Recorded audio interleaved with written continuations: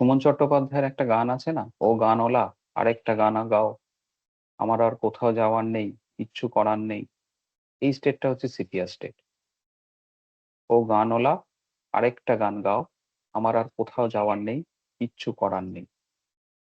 Sepia না indifferent হয়ে যায়, এই স্টেটে আসলে ইনডিফারেন্ট হয়ে যায়। তার মনের ভেতর উথাল পাথাল করে, কিন্তু সে কোনো এক্সপ্রেশন দেয় না, সে চুপচাপ শুয়ে থাকে। সিপিয়া যখন এই স্টেটে আসে তখন আমরা অ্যাকিউট প্রেসক্রিপশন সিপিয়া করতে পারি।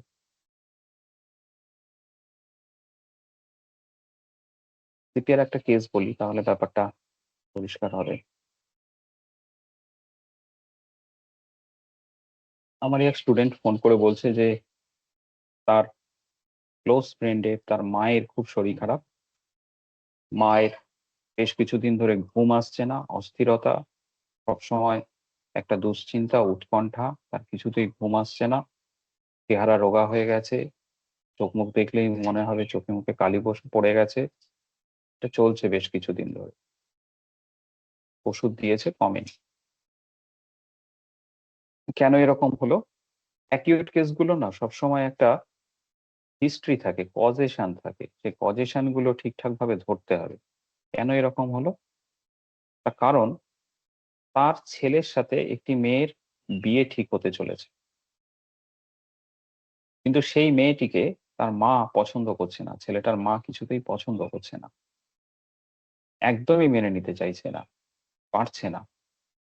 আবার ছেলেটাও এমন নাছোড়, ওই মেয়েকেই বিয়ে করবে। তার ফলস্বরূপ তার মায়ের মধ্যে এমন একটা পরিবর্তন এসছে যে তার রাতে ঘুম আসছে না, সবসময় অ্যাংজাইটি। ছেলেকে যদি এখানে বিয়ে দেয় তাহলে ওই মেয়ে ভবিষ্যতে এসে বাড়িতে অশান্তি তৈরি করতে পারে, কারণ মেয়ের সম্বন্ধে খোঁজ খবর করে মা জানতে পেরেছে যে মেয়েটি ভালো না, তাদের পরিবার ভালো না। আবার ভাবছে ছেলেটা যা রাগী, আমার ছেলে যা রাগী, আমার ছেলে যা গো ধরেছে যে ওই মেয়েকেই বিয়ে করবে, আমি যদি জোর করে তাকে বিয়ে না দিই, আমি হয়তো জোর করে তাকে বিয়েটা আটকাতে পারবো, বিয়ে না দিই, ছেলে যদি রাগ করে তাহলে ছেলে সারা জীবন আর বিয়েই করবে না। তা মায়ের অবস্থাটা বুঝতে পারছো? মায়ের উভয় সংকট।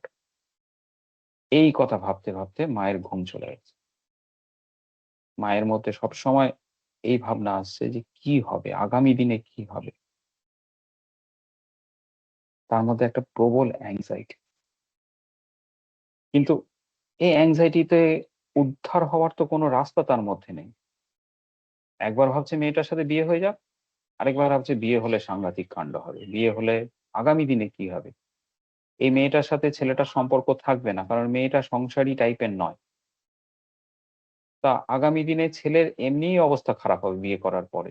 আবার যদি বিয়ে না দেয় তাহলে হয়তো এমন কিছু একটা কাণ্ড করে বসবে যে ছেলেটার ক্ষতি হয়ে যাবে। এই অ্যাংজাইটি থেকে মায়ের ঘুম আসছে না, চুপ করে শুয়ে আছে, ঘুম আসছে না, কিছু বলতেও পারছে না। তা আমাদের রুব্রিক আছে, anxiety lies with close I. ভীষণ অ্যাংজাইটি হচ্ছে, কিন্তু সেই অ্যাংজাইটি থেকে উদ্ধার হওয়ার কোনো রাস্তা আমার মধ্যে নেই। আমি কি করলাম, আমি ক্লোজ আইতে চলে এলাম। ক্লোজ আই মানে কিন্তু আমি ঘুমোইনি, আমি কিন্তু জেগেই আছি। চারপাশের পরিস্থিতি নিয়ে কিন্তু আমি যথেষ্ট ওয়াকিবহাল, আমার সম্যক জ্ঞান আছে তার আমার চারপাশে কি হচ্ছে। আমার ভেতরে অ্যাংজাইটি চলছে, সেই অ্যাংজাইটিটা আমি প্রকাশ করছি না, আমি অ্যাংজাইটি থেকে বেরিয়ে আসার রাস্তাও পাচ্ছি না। তাই আমাকে মেনে নেওয়া ছাড়া কোনো উপায় নেই। আমি এখন ক্লোজ আইতে চলে গেলাম। Anxiety lies with close I, কি আছে। এটা হচ্ছে সিপিআর অ্যাকিউট প্রেসক্রিপশন। সিপিআর দেওয়া হয়েছিল সেই মাকে, যেদিন সিপিআর পড়েছিল সেদিন থেকেই মায়ের কিন্তু ঘুম চলে এসেছিল, মা কিন্তু ঘুমোচ্ছিল। এবং তারপরে একটা দীর্ঘ সময় মা ঠিকঠাকই ছিল, আমার আর পরে খবর নেওয়া হয়নি। মোটামুটি ১-১.৫ সপ্তাহ পরেও শুনেছিলাম না ঠিকই ছিল, কোনো সমস্যা নেই। বিয়ে ওখানে হয়নি এখনো, প্রবল অশান্তি চলছে, কি হবে বোঝা যাচ্ছে না।